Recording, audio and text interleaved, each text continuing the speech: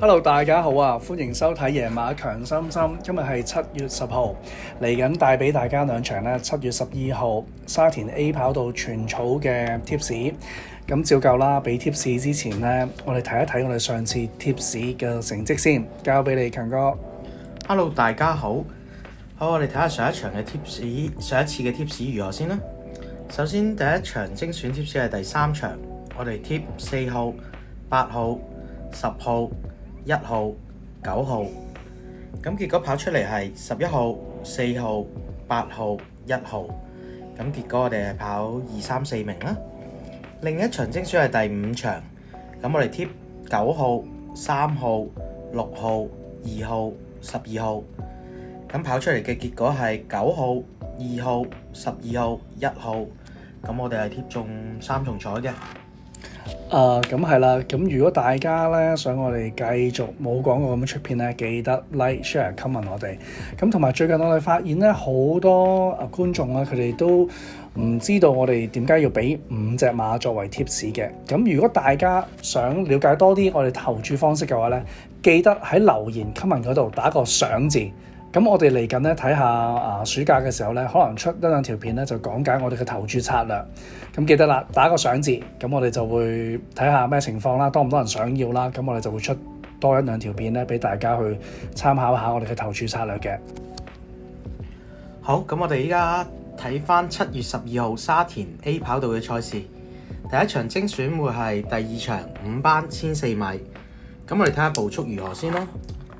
呢場放頭馬唔多嘅，咁首先最快應該會係超風速啦，另外有啲前速嘅應該會係鐵甲縮龍，其他基本上前速都唔快嘅。依家華美之威咧變咗留後跑嘅馬嚟㗎啦，何況呢場仲係跑1400米添，咁預計呢場步速會係偏慢嘅。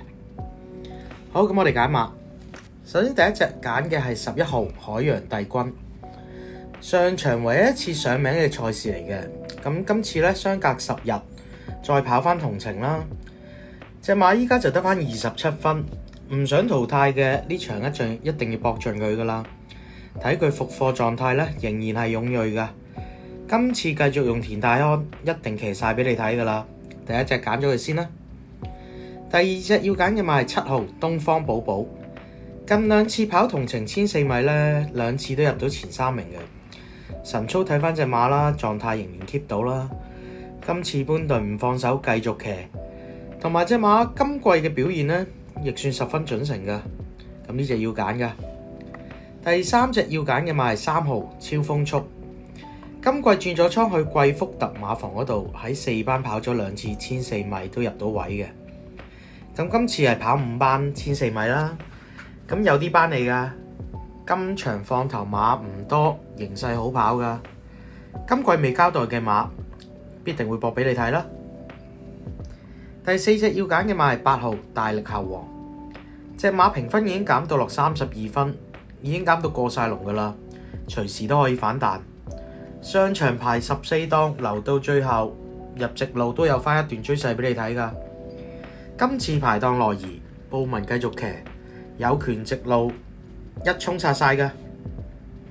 最後一隻要揀嘅馬係12號紅當當，依家評26分，隻馬再唔上名就應該會淘汰㗎啦。咁今場出得一定會搏啦。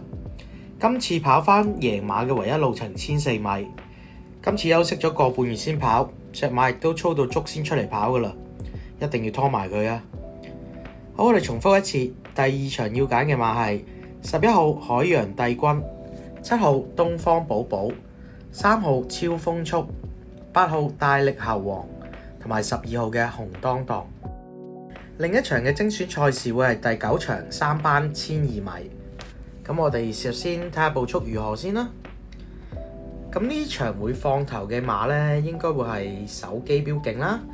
咁內欄有前速嘅會係愛馬仕啦。另外高士威勁可以放頭可以跟前嘅。咁呢幾隻馬就比較快啦。飲杯外欄唔知 cut 唔 cut 到埋嚟。咁預計呢場步速會係正常啦。好，咁我哋揀馬。第一隻要揀嘅馬係4號手機標勁。隻馬今季跑咗5次1200米嘅賽事咧，3win 2P，非常準成噶。神操見隻馬持續進步，評分應該未盡嘅，今場有機會再贏一場。第二隻要揀嘅馬係1號跨境寶馬，隻馬內閃問題咧已經比之前好咗噶啦，但係奧爾文咧搏咗4場都只能夠入到位。咁今次換翻爺馬拍檔布文上去，只要隻馬控制到內閃嘅問題咧，直路有權殺晒噶。第三隻要揀嘅馬係8號和道鋒，3歲馬跑咗4次，全部入前4名。咁今次係初上3班跑啦，估計佢都仍然評分仲有得上嘅空間嘅。咁方仔最後爭換嘅階段，應該都唔會手軟噶啦，攞埋佢啦。第4隻要揀嘅馬係3號愛馬仕，隻馬已經減分減到落嚟78分，評分就已經有優勢噶啦。今次仲要用埋減10磅嘅袁幸堯啦，排到個一檔，只要順順利利出閘，隻馬有權憑級數一放到底噶。最後一隻要揀嘅馬係11號高士威勁，呢隻係一隻可以放頭或者前置嘅馬嚟嘅。咁睇神操隻馬比之前有進步噶，估計依家隻馬今次會有啲賠率。咁如果臨場咧場地係利放，咁大家就千祈唔好漏咗佢。如果利放嘅話，愛馬仕同埋高士威勁都會可以擺翻前少少嘅位置噶。